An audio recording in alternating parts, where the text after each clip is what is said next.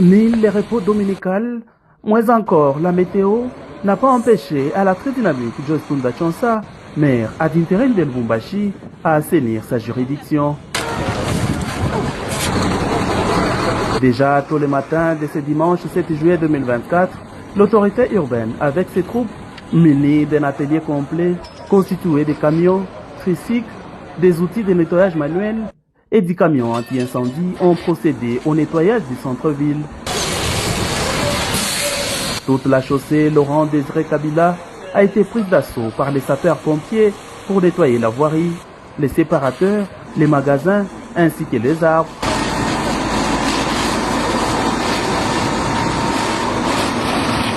Madame le maire, depuis que je suis né au Congo, je suis congolais, je n'ai jamais vu on est en train de torchonner la ville. C'est toute ma première fois. En tout cas, pour moi, je soutiens Madame le maire, Maman Joyce, à 100%, que notre gouvernement puisse l'appuyer aussi à bonne initiative pour améliorer notre ville qui soit propre comme aujourd'hui. Tout cas, les membres de ma polémique, tout nous soutenir mon cas, il y a bien. On a vu quoi buchafu sana. Leo vile inakuwa usafi sana. Yeye mwe sur le terrain. Dimanche anacha makazi yake, anacha nyumba yake, anadescendre sur le terrain. Matériel yote complet. Mwangale mwe benyo bile bile. Jo bantu be comme idée à chef de l'État. Nous avons beaucoup apprécié. Faut prêter que permanent, que cela ne puisse pas s'arrêter. En tout cas, c'est louable. En tout cas, nous aimons ça et nous les soutenons. La première citoyenne de la ville, accompagnée des cantonniers du service d'assainissement, appuyée par les mouvements bénévoles des Rastafari, ainsi que ses administrés, ont assaini le long des grandes artères du centre-ville.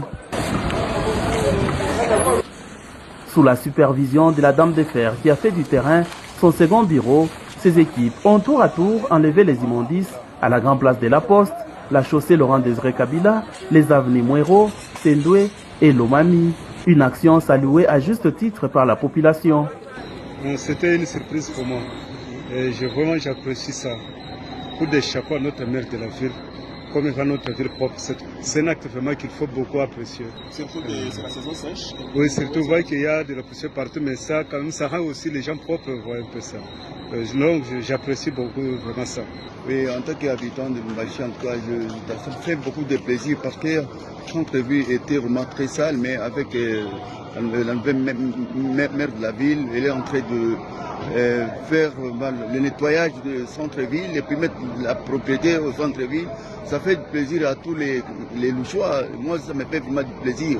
C'est une bonne initiative. Surtout pendant cette saison sèche, il y a trop de poussière, mais quand on est en train d'arroser comme ça, en tout cas, ça fait du bien, on nettoie, on balaye, les gens apprécient vraiment cette action. Les efforts de l'honorable Joyce Tunda Chonsa, maire ad interim de Lubumbashi dans l'enlèvement des immondices, sont perspectibles aux yeux des observateurs et qui encouragent par ailleurs l'autorité urbaine à poursuivre cette même lancée pour une ville de Lubumbashi propre et assainie au gré des saisons. Verbe torsion, aujourd'hui on a torsionné la vie. Trop d'endurance. Endurance, c'est l'orchestre double poumon. Pacificateur des poitrines de la diplomatie. Architecte aussi de la mairie. Histoire, le premier qui change aujourd'hui. Doctrine de la mairie, c'est Joyce Tunda Kazaki.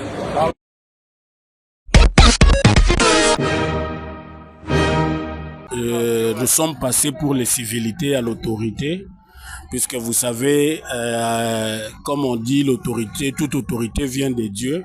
On ne pouvait pas faire le contraire. Nous sommes passés pour passer nos civilités à l'autorité provinciale.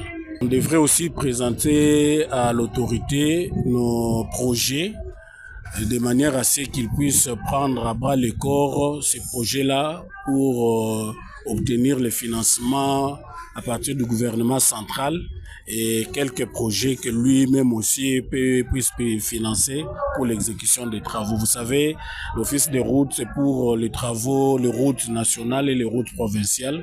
Et quelques voiries à la demande de l'autorité, nous pouvons aussi entrer en jeu et travailler avec nos collègues de l'OVD. Pour le moment, vous savez, nous avons connu un problème au pont Loubi, au point kilométrique 42,5. Les ponts s'étaient effondrés Nous sommes à pied d'œuvre. Nous avions promis à notre population que dans 30-45 jours, on devrait déjà lancer les nouveaux ponts. C'est ce qui est en train d'être fait. Et pour pallier à ces passages, à ces points de passage, nous avons une route de contournement qui va de Miabiboya, Chinchankou à la sortie de Kenankuna. Et ce projet aussi est en train d'être exécuté. Mais nous avions connu un problème de financement.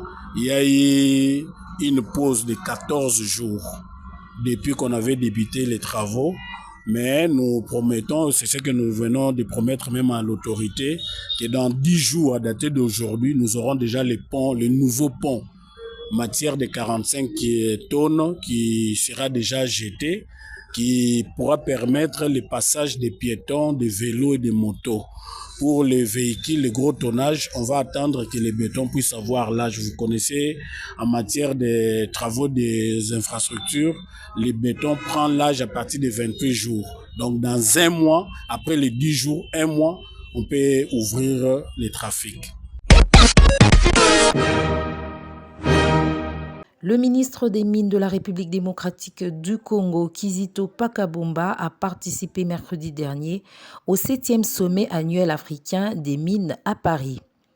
Lors d'un panel de haut niveau, il a exposé la vision de la République démocratique du Congo pour une production minière durable et résiliente au climat. Le ministre a notamment partagé la vision et les projets de la République démocratique du Congo pour le secteur minier, les réformes en cours et la recherche d'investissements étrangers. Les discussions ont également porté sur les perspectives des dirigeants miniers africains face aux enjeux de la transition énergétique, de la transformation numérique et de la souveraineté industrielle. L'objectif est de développer des partenariats mutuellement bénéfiques entre l'Afrique et l'Europe, tout en minimisant les impacts négatifs des activités minières sur l'environnement et les communautés locales. Le ministre des Mines, Kizito Pakabomba, a été accompagné dans ce forum par Freddy Mwamba, directeur général du Centre d'expertise d'évaluation de certification des substances minérales en République démocratique du Congo.